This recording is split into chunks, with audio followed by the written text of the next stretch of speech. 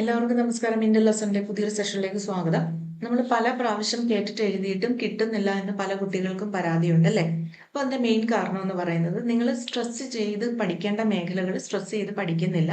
കണ്ടമാനം വലിച്ചു വാരി ഇങ്ങനെ പഠിച്ചുകൊണ്ട് പോവുക എന്ന് പറയുമ്പോഴത്തേക്കിനും നമുക്കത് എത്തേണ്ട ഒരു റിസൾട്ടിലേക്ക് നമുക്ക് എത്താൻ സാധിക്കത്തില്ല. അപ്പൊ അതിന്റെ ആവശ്യമില്ല. ഒരുപാട് കടന്നു കയറി നമ്മൾ പഠിക്കേണ്ട ആവശ്യമില്ല. നമ്മൾ ഫോക്കസ് ചെയ്യേണ്ട ഏരിയാസിനെ മാത്രം ഫോക്കസ് ചെയ്ത് നിങ്ങൾ പഠിക്കുക. അപ്പോൾ ഒന്നും അറിയാത്തവരെ സംബന്ധിച്ച് തിയറീസും അതിന്റെ പ്രൊപ്പോണൻസിനെയും തമ്മിൽ പെട്ടെന്ന് മനസ്സിലാകാത്തവരെ സംബന്ധിച്ച് ഏറ്റവും ബേസ് ആയിട്ട് വേണ്ട കാര്യമാണ് അത് പഠിക്കുക എന്നുള്ളത്. അപ്പോൾ അതാണ് ഇന്നത്തെ സെഷനിൽ നമ്മൾ ഉൾപ്പെടുത്തിയിരിക്കുന്നത്. അപ്പൊ നമുക്ക് നോക്കാം. The term psychology first used, ആദ്യമായിട്ട് സൈക്കോളജി എന്ന പദം ഉപയോഗിച്ചത് ആരാണ്? റുഡോൾഫ് ഗോക്ലേനിയസ് എന്ന് പറയുന്ന വ്യക്തിയാണ്. റുഡോൾഫ് ഗോക്ലേനിയസ്. ചില പുസ്തകങ്ങളിൽ റുഡോൾഫ് ഗോക്കൽ എന്ന് വായിക്കിടപ്പുണ്ട്. നിങ്ങൾക്ക് ഇഷ്ടമുള്ളത് എഴുതാം. എന്തായാലും നമ്മൾ ഓപ്ഷനിൽ കറപ്പിക്കുകയല്ലേ ചെയ്യുന്നത്. അപ്പോൾ the term psychology first used by Rudolf Goclenius. കേട്ടോ, the term psychology originate from, ഏത് ഭാഷയിൽ നിന്നാണ്, ഏത് വാക്കിൽ നിന്നാണ് സൈക്കോളജി എന്നുള്ള ടേം ഒറിജിനേറ്റ് ചെയ്തിരിക്കുന്നത്? ഗ്രീക്ക് പദങ്ങളായിട്ടുള്ള സൈക്ക്, ലോഗോസ് എന്നീ വാക്കുകളിൽ നിന്നാണ്. ഏതൊക്കെയാണ് ഗ്രീക്ക് പദങ്ങൾ? ഏതൊക്കെയാണ്? Psyche, logos. സൈക്ക് എന്ന് പറഞ്ഞാൽ ആത്മാവ് അല്ലെങ്കിൽ മനസ്സ് എന്നുള്ളതാണ് മീനിങ്. ലോഗോസ് എന്ന് പറയുന്ന ഗ്രീക്ക് പദത്തിന്റെ അർത്ഥം സയൻസ് അല്ലെങ്കിൽ അറിവ് എന്നുള്ളതാണ്. ശാസ്ത്രം അല്ലെങ്കിൽ അറിവ്, സയൻസ് ഓർ നോളജ്. കേട്ടോ, അപ്പൊ സൈക്കിന്റെ അർത്ഥം ആത്മാവ് അല്ലെങ്കിൽ മനസ്സ്, ലോഗോസ് എന്ന് പറഞ്ഞാൽ സയൻസ് ഓർ നോളജ് എന്നുള്ളതാണ്. ദെൻ ഫാദർ ഓഫ് സൈക്കോളജി എന്നറിയപ്പെടുന്നത് ആരെയാണ്? വില്യം വുഡിനെയാണ് അല്ലെ. ഫാദർ ഓഫ് സൈക്കോളജി വില്യം വുഡാണ്. അതേപോലെ ഫാദർ ഓഫ് സ്ട്രക്ചറലിസം എന്ന് പറയുന്നത് വില്യം വുഡ് തന്നെയാണ് അല്ലെ. Father of psychology, father of structuralism എന്നൊക്കെ പറയുന്നത് വില്യം വുഡിനെ തന്നെയാണ് ഇല്ലേ. അതേപോലെ പരീക്ഷണ മനഃശാസ്ത്രത്തിന്റെ പിതാവും ആര് തന്നെയാണ്? വില്യം വുഡ് തന്നെയാണ്. അതും മനസ്സിലാക്കി വെക്കണേ. പരീക്ഷണ മനഃശാസ്ത്രത്തിന്റെ പിതാവ്. അപ്പൊ ഫാദർ ഓഫ് സ്ട്രക്ചറലിസം, ഘടനാവാദം, വില്യം വുഡ് ആണ്. പിന്നെ മനഃശാസ്ത്രത്തിന്റെ പിതാവ് എന്നറിയപ്പെടുന്നത് വില്യം വുഡ് ആണ്. പരീക്ഷണ മനഃശാസ്ത്രത്തിന്റെ പിതാവ് എന്നറിയപ്പെടുന്നത് വില്യം വുഡ് ആണ്. അറിയാലോ, ലിപ്സിക് സർവകലാശാലയൊക്കെ ഓർത്തു വെച്ചേക്കുക. നമ്മൾ അതൊക്കെ നേരത്തെ ചെയ്ത വീഡിയോയിൽ പറഞ്ഞിട്ടുണ്ട്. നിങ്ങൾ ഒട്ടും അറിയാൻ വയ്യാത്തവർ അതൊക്കെ പോയി കാണും. ദെൻ ഫാദർ ഓഫ് ഫങ്ഷണലിസം ആരാണ്? വില്യം ജെയിംസ് ആണ്. ഫാദർ ഓഫ് ഫങ്ഷണലിസം എന്ന് പറയുന്നത് വില്യം ജെയിംസ് ആണെന്ന് ഓർക്കുക. ഹ്യൂമനിസത്തിന്റെ പ്രധാന വക്താവ് ആരാണ്? കാൾ റോജേഴ്സ് ആണ്. ആരാണ്? കാൾ റോജേഴ്സ് ആണ്. ഹ്യൂമനിസത്തിന്റെ പ്രധാന വക്താവ് കാൾ റോജേഴ്സ് ആണ്. കേട്ടോ, എന്നാൽ ഫാദർ ഓഫ് ഹ്യൂമനിസം എന്ന് നോർമലി അല്ലാണ്ട് ചോദിക്കുമ്പോൾ അത് പെട്രാർക്കാണ്. അത് നമുക്ക് പഠിക്കേണ്ട ആവശ്യമില്ല. നമുക്ക് ഇവിടെ നമ്മളുടെ സൈക്കോളജിയുമായി ബന്ധപ്പെട്ട് പറയുമ്പോൾ ഹ്യൂമനിസം കാൾ റോജർ ആണ് പ്രധാന വക്താവ് എന്നുള്ളത് ഓർത്ത് വെക്കുക. ഹ്യൂമനിസം എന്നുള്ള ഒരു ആശയം, ആ ഒരു വാദം ആദ്യമായിട്ട് ആ സ്കൂൾസ് ഓഫ് തോട്ട് കൊണ്ടുവന്നത്, അതിന് ആരംഭം കുറിച്ച സമയത്ത് അതിന് ഇതൊക്കെ കൊടുത്തത് കാൾ റോജേഴ്സ് ആണ്. ഇനി ഓപ്ഷനിൽ കാൾ റോജർ അല്ല എബ്രഹാം മാസ്ലോ ആണ് തന്നിരിക്കുന്നതെങ്കിൽ നിങ്ങൾ എബ്രഹാം മാസ്ലോ എഴുതുക. കേട്ടോ, റോജേഴ്സും എബ്രഹാം മാസ്ലോയും ഹ്യൂമനിസത്തിന്റെ പ്രധാന വക്താക്കളാണ്. പക്ഷേ സാധാരണ PSC ഒക്കെ എപ്പോഴും ചോദിക്കുമ്പോൾ ഹ്യൂമനിസത്തിന്റെ പ്രധാന വക്താവ് കാൾ റോജറിനാണ് ഉത്തരം കൊടുത്തിട്ടുള്ളത്. ആൻസർ അതിനാണ് കറക്റ്റ് ആൻസർ അവർ കൊടുക്കാറുള്ളത്. ദെൻ അടുത്ത ചോദ്യം എന്ന് പറയുന്നത് ക്ലയന്റ് സെന്റേർഡ് തെറാപ്പി ആരുമായി ബന്ധപ്പെട്ടതാണ്? കാൾ റോജറുമായി തന്നെ ബന്ധപ്പെട്ടതാണ്. ക്ലയന്റ് സെന്റേർഡ് തെറാപ്പി, വ്യക്തി കേന്ദ്രീകൃത ചികിത്സ എന്ന് പറയും ക്ലയന്റ് സെന്റേർഡ് തെറാപ്പി. കേട്ടല്ലോ, കാൾ റോജേഴ്സിൻ്റെതാണ്. അപ്പൊ ഇദ്ദേഹത്തിന്റെ ഒരു ബുക്കും ഈ ഒരു പേരിലുണ്ട്, ക്ലയന്റ് സെന്റേർഡ് തെറാപ്പി എന്നും പറഞ്ഞുകൊണ്ട്. അത് ഓർത്തോണേ. അല്ലെ, ക്ലയന്റ് സെന്റേർഡ് തിയറി എന്ന് പറഞ്ഞാലും ആര് തന്നെയാണ്? കാൾ റോജേഴ്സ് തന്നെയാണ്. ഓക്കെ ആണല്ലോ. ദെൻ അടുത്തതാണ് ഫാദർ ഓഫ് ഹ്യൂമനിസ്റ്റിക് സൈക്കോളജി. എന്താ പറഞ്ഞിരിക്കുന്നത്? ഫാദർ ഓഫ് ഹ്യൂമനിസ്റ്റിക് സൈക്കോളജി എന്ന് പറഞ്ഞാൽ അത് ആരാണ്? എബ്രഹാം മാസ്ലോ ആണ്. ഫാദർ ഓഫ് ഹ്യൂമനിസം അല്ല പറഞ്ഞിരിക്കുന്നത്, ഫാദർ ഓഫ് ഹ്യൂമനിസ്റ്റിക് സൈക്കോളജി എന്നാണ് ചോദിച്ചിരിക്കുന്നത്. അപ്പോൾ അതാരാണ്? എബ്രഹാം മാസ്ലോയാണ്. ഓക്കെ ആണല്ലോ. ദെൻ നീഡ് ഹയറാർക്കി തിയറി, ആവശ്യ ശ്രേണി സിദ്ധാന്തം ആരുടേതാണ്? എബ്രഹാം മാസ്ലോയുടെ തന്നെയാണ് അല്ലേ. നീഡ്സ് ഹയറാർക്കി തിയറി ആരുമായി ബന്ധപ്പെട്ടതാണ്? എബ്രഹാം മാസ്ലോയുമായി ബന്ധപ്പെട്ടതാണ്. ഓക്കെ ആണല്ലോ. ഇനി ഫാദർ ഓഫ് ഗസ്റ്റാൾട്ടിസം, സമഗ്രതാവാദത്തിന്റെ ഉപജ്ഞാതാവ് എന്നറിയപ്പെടുന്നത് ആരെയാണ്? മാക്സ് വെർത്തിമറയാണ്. ആരാണ്? മാക്സ് വെർത്തിമർ. കേട്ടോ, ഇപ്പൊ ഗസ്റ്റാൾട്ടിസത്തിന്റെ ഉപജ്ഞാതാവ് ആരാണ്? മാക്സ് വെർത്തിമർ. ഇത് കണക്ട് ചെയ്യാൻ വേണ്ടി നിങ്ങൾ മറന്നു പോവാതിരിക്കാൻ. ഇപ്പോൾ വീട്ടിൽ ഗസ്റ്റ് വരുന്ന സമയത്ത് നമ്മൾ ഗസ്റ്റാൾട്ടിസം, ഗസ്റ്റ് എന്ന് പറയും അല്ലേ. ഗസ്റ്റ് വരുന്ന സമയത്ത് നമ്മൾ അവരെ മാക്സിമം ട്രീറ്റ് ചെയ്യും. അത് ഓർത്ത് വെച്ചാൽ മതി. അപ്പൊ മാക്സ് എന്നുള്ള ആ ഒരു പോയിന്റ് നിങ്ങൾക്ക് കണക്ട് ചെയ്യാം. ഓക്കെ. ദെൻ ഫൈവ് ഫിനോമിനൻ എന്ന് പറയുന്നത് മാക്സ് വെർത്തിമറുമായി ബന്ധപ്പെട്ടതാണ്. അതായത് 5 പ്രതിഭാസം എന്ന് കേട്ടിട്ടില്ലേ? ഇപ്പോൾ ഈ സീരിയൽ ബൾബുകളിലെ അതിങ്ങനെ ഓടിക്കത്തുന്നത് പോലെ നമുക്ക് തോന്നുന്നത്, അത് യഥാർത്ഥത്തിൽ അങ്ങനെ മൂവ് ചെയ്യുന്നുണ്ടോ ബൾബുകൾ? ഇല്ല. ഒന്ന് കത്തിയിട്ട് അത് അണയുമ്പോഴാണ് തൊട്ട് മുന്നായിട്ട് അറിഞ്ഞു തീരുന്നതിന് മുമ്പ് അടുത്തത് കത്തുകയാണ്. പക്ഷെ നമ്മുടെ കണ്ണിന് അതിങ്ങനെ ഒരു ഒഴുകി ഇങ്ങനെ പോകുന്നതായിട്ട് നമുക്ക് ഫീൽ ചെയ്യുന്നു ഇല്ലേ? ഇതിനെയാണ് പൈ ഫിനോമിനൻ എന്ന് പറയുന്നത്. ഇത് കണ്ടുപിടിച്ചത് ആരാണ്? മാക്സ് വെർത്തിമർ ആണ് കേട്ടോ. വളരെ പ്രധാനപ്പെട്ടതാണ് അത്. അപ്പൊ ഫാദർ ഗസ്റ്റാൾട്ടിസം എന്ന് പറയുന്നത് മാക്സ് വെർത്തിമർ ആണ്. പൈ ഫിനോമിനൻ എന്ന് പറയുന്നത് മാക്സ് വെർത്തിമർ ആണ്. ദെൻ ഗസ്റ്റാൾട്ടിസം ഒറിജിനേറ്റിൻ എവിടെയാണ് ഗസ്റ്റാൾട്ടിസം ഉദയം കൊണ്ടത്? ഏത് രാജ്യത്താണ്? ജർമ്മനിയിലാണ്. അത് നിങ്ങൾക്ക് കണക്ട് ചെയ്ത് വെക്കാം. ഗസ്റ്റാൾട്ടിസം എന്നാണ് നമ്മൾ എഴുതുന്ന ജി വെച്ചാണ് ഗസ്റ്റാൾട്ടിസം. അപ്പോൾ ജി ഫോർ ജർമ്മനി, അത് ഓർത്ത് വെച്ചാൽ മതി. ഗസ്റ്റാൾട്ടിസം ഒറിജിനേറ്റ് ഇൻ ജർമ്മനി.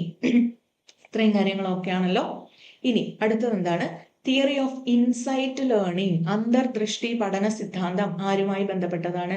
കൊഹ്ലറുമായി ബന്ധപ്പെട്ടതാണ്. ഓക്കെ, സുൽത്താൻ എന്ന ചിമ്പൻസിയിലൊക്കെ പരീക്ഷണം നടത്തിയാണ് അദ്ദേഹം തന്റെ ഈ തിയറി കൊണ്ടുവന്നത്. ഇൻസൈറ്റ് ലേണിംഗ്, അന്തർദൃഷ്ടി എന്നുള്ള പഠന സിദ്ധാന്തം കൊണ്ടുവന്നത് കൊഹ്ലറാണ് എന്നുള്ള കാര്യം മനസ്സിലാക്കി വെക്കുക. ഓക്കെ, കൊഹ്ലറാണ് അന്തർദൃഷ്ടി പഠന സിദ്ധാന്തത്തിന്റെ എന്താണ് വക്താവെന്ന് പറയുന്നത്. ദെൻ സൈക്കോ അനാലിസിസ്, മനോവിശ്ലേഷണ സിദ്ധാന്തം ആരുടേതാണ്? സിഗ്മണ്ട് ഫ്രോയിഡിൻ്റെതാണ്. അതെല്ലാവർക്കും അറിയാലോ അല്ലെ? സൈക്കോ അനാലിസിസ്, മാനസിക അപഗ്രഥനോ അല്ലെങ്കിൽ മനോവിശ്ലേഷണമെന്നോ ഒക്കെ ചോദിക്കാം. സിഗ്മണ്ട് ഫ്രോയിഡ് ആണ്. ഓക്കെ, ദെൻ അനലിറ്റിക് സൈക്കോളജി ആരുമായി ബന്ധപ്പെട്ടാണ്? കാൾ യുങ്, മറ്റൊരു മനഃശാസ്ത്രജ്ഞനാണ്. അദ്ദേഹത്തിന്റെ പേരാണ് കാൾ യുങ്. അപ്പൊ അനലറ്റിക് സൈക്കോളജി എന്ന് പറയുന്നത് ആരുമായി റിലേറ്റ് ചെയ്താണ്? കാൾ യുങ് ആണ്. അനലറ്റിക് സൈക്കോളജി കാൾ യുങ്. നമ്മൾ ജങ് എന്ന് എഴുതുന്നെങ്കിലും യുങ് എന്നാണ് വായിക്കുക അല്ലേ? അനലറ്റിക് സൈക്കോളജി കാൾ യുങ്. ദെൻ ഇൻഡിവിജ്വൽ സൈക്കോളജി ആരുമായി ബന്ധപ്പെട്ടതാണ്? Alfred Adler. ആരാണ്? Alfred Adler. ഇത് പ്രധാനപ്പെട്ടതാണ്. കഴിഞ്ഞ സബ് ഇൻസ്പെക്ടറിന്റെ എക്സാമിനും ഈ ഒരു ചോദ്യം ഉണ്ടായിരുന്നു. ഇൻഡിവിജ്വൽ സൈക്കോളജി ആരാണ്? ആൽഫ്രഡ് ആഡ്ലർ ആണ്. Alfred Adler. Then psychosocial development ആരാണ്? എറിക്സൺ ആണ് അല്ലെ? Erik H Erikson. മനോസാമൂഹിക വികാസ ഘട്ടങ്ങളൊക്കെ പഠിച്ചിട്ടില്ലേ? സൈക്കോ സോഷ്യൽ ഡെവലപ്മെന്റ്, മനോസാമൂഹിക വികാസഘട്ടം ആരുമായി ബന്ധപ്പെട്ടതാണ്? എറിക്സണുമായി ബന്ധപ്പെട്ടതാണ് അല്ലെ? വിശ്വാസം, അവിശ്വാസം അങ്ങനെയൊക്കെ പറഞ്ഞിട്ടുണ്ട്. ട്രസ്റ്റ് വേഴ്സസ് മിസ്ട്രസ്റ്റ് അങ്ങനെ പറഞ്ഞുകൊണ്ട് നമ്മൾ ഒരു 8 ഘട്ടങ്ങൾ പഠിക്കുന്നില്ലേ? അത് ആരുടേതാണ്? എറിക്സണിൻ്റെതാണ്. Psychosocial development. ദെൻ അടുത്തത് ഇന്റർ പേഴ്സണൽ തിയറി ആരുമായി റിലേറ്റ് ചെയ്തതാണ്? സുള്ളിവാൻ കേട്ടോ. സുള്ളിവാനുമായി ബന്ധപ്പെട്ടാണ്. ഇന്റർ പേഴ്സണൽ തിയറി ആരുടേതാണ്? സുള്ളിവാൻ്റെതാണ്. ഇത്രയും കാര്യങ്ങൾ ഓക്കെ ആണല്ലോ? ഓക്കെ ആണെന്ന് കരുതുന്നു. ദെൻ നെക്സ്റ്റ് ക്വസ്റ്റ്യൻ, ബിഹേവിയറിസം നമുക്കറിയാം അത് ആരുടേതാണ്? JB വാട്സൺ ആണ് അല്ലെ? ജോൺ B വാട്സൺ ആണ്. അപ്പൊ ജോൺ പ്രോഡസ് വാട്സൺ എന്നാണ് മുഴുവൻ പേര്. John B Watson. ബിഹേവിയറിസം, വ്യവഹാരവാദം, വ്യവഹാരവാദത്തിന്റെ ഉപജ്ഞാതാവ് ജോൺ B വാട്സൺ ആണ് അല്ലെ? JB വാട്സൺ ആണ്. ദെൻ ക്ലാസിക്കൽ കണ്ടീഷനിങ്, പൗരാണിക അനുബന്ധന സിദ്ധാന്തം ഇല്ലേ? ആരുടേതാണ്? ഇവാൻ പെട്രോവിച്ച് പാവ്ലോവിൻ്റെതാണ്. പൗരാണിക അനുബന്ധന ഇവാൻ പാവ്ലോവ്. അടുത്തത് ഏതാണ്? Operant conditioning. ഓപ്പറന്റ് കണ്ടീഷനിങ് ആരുടേതാണ്? BF സ്കിന്നറിൻ്റെതാണ്. അതും അറിയാവുന്ന കാര്യമാണ് അല്ലെ? പ്രവർത്തന അനുബന്ധന സിദ്ധാന്തം എന്ന് പറയും. ഓപ്പറന്റ് കണ്ടീഷനിങ് BF സ്കിന്നറാണ്. അപ്പൊ അത് നിങ്ങൾക്ക് റിലേറ്റ് ചെയ്യാം. നമ്മൾ ഓപ്പറേറ്റ് ചെയ്യുന്ന സമയത്ത് നമ്മളുടെ ഏത് പോർഷനാണ് ഏറ്റവും ആദ്യം? സ്കിന്നാണ് കട്ട് ചെയ്യുക ഇല്ല, പിന്നീടാണ് ഓരോ ലെയറിലേക്ക് കട്ട് ചെയ്ത് പോകുന്നത്. അപ്പോൾ ഓപ്പറന്റ് കണ്ടീഷനിങ് എന്ന് പറയുന്നത് ആരാണ്? BF സ്കിന്നറാണ്. ഓക്കെ, ദെൻ പ്രോഗ്രാംഡ് ലേണിംഗ്, അത് BF സ്കിന്നറുമായി ബന്ധപ്പെട്ട ടേമാണ്. കാരണം BF സ്കിന്നറിന്റെ ഓപ്പറന്റ് കണ്ടീഷനിങ്ങിനെ അടിസ്ഥാനമാക്കി രൂപീകരിച്ചിരിക്കുന്ന ഒരു പഠന രീതിയാണ് പ്രോഗ്രാംഡ് ലേണിംഗ് എന്ന് പറയുന്നത് കേട്ടോ. BF സ്കിന്നറിന്റെ ഈ ഓപ്പറന്റ് കണ്ടീഷനിങ്, പ്രവർത്തന അനുബന്ധന സിദ്ധാന്തത്തെ അടിസ്ഥാനമാക്കി രൂപീകരിച്ച പഠന രീതിയാണ് പ്രോഗ്രാംഡ് ലേണിംഗ് എന്ന് പറയുന്നത്. അതായത് മലയാളത്തിൽ ക്രമീകൃത പഠനം എന്ന് പറയും, അല്ലെങ്കിൽ ചിലപ്പോൾ പരിക്രമീകൃത പഠനം എന്ന് പറയാറുണ്ട് കേട്ടോ. അപ്പൊ ഇങ്ങനെ വേണമെങ്കിൽ പറയാം. എന്തായാലും ക്രമം എന്നുള്ള വേർഡ് കാണുമ്പോൾ നിങ്ങൾ ഓർത്തോളുക, പ്രോഗ്രാംഡ് ലേണിംഗ് ആണ് പറഞ്ഞിരിക്കുന്നത്. BF സ്കിന്നറിനെ ഓർക്കുക.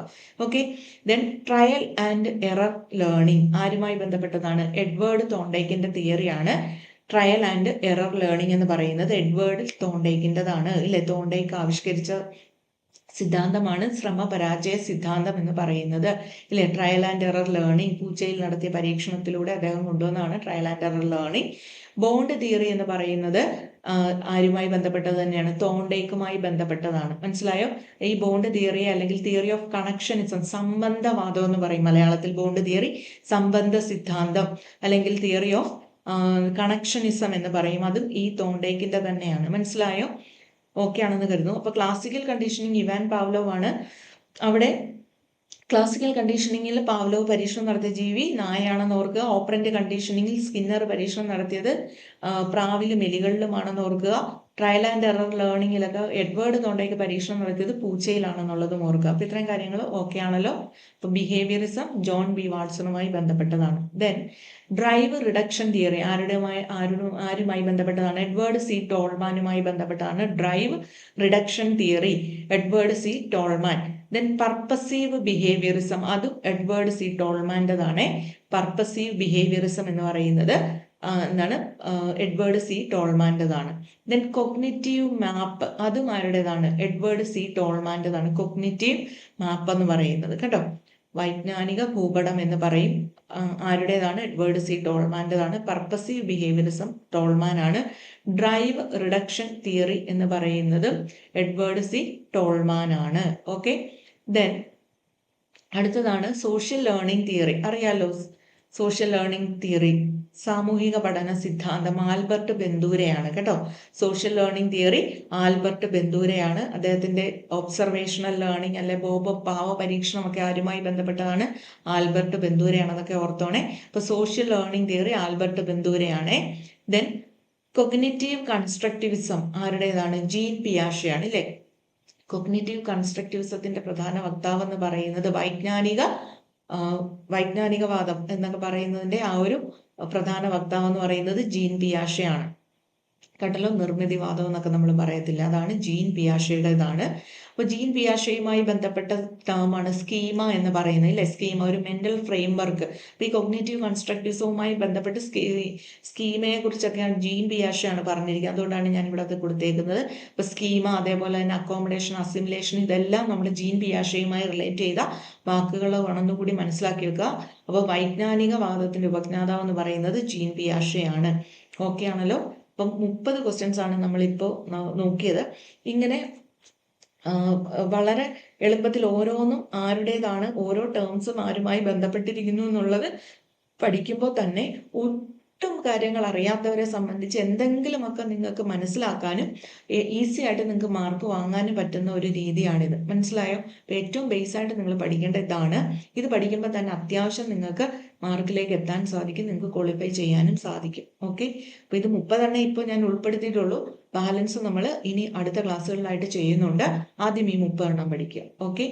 അപ്പോൾ ഇത്രയും കാര്യങ്ങൾ ക്ലിയർ ആയെന്ന് കരുതുന്നു. അപ്പോൾ ഇതിന്റെ ബാലൻസ് ടോപ്പിക്കോ അല്ലെങ്കിൽ മറ്റു ഒരു സെഷനും ഒക്കെ ആയിട്ട് നമുക്ക് വീണ്ടും കാണാം. Thank you. Let's learn together.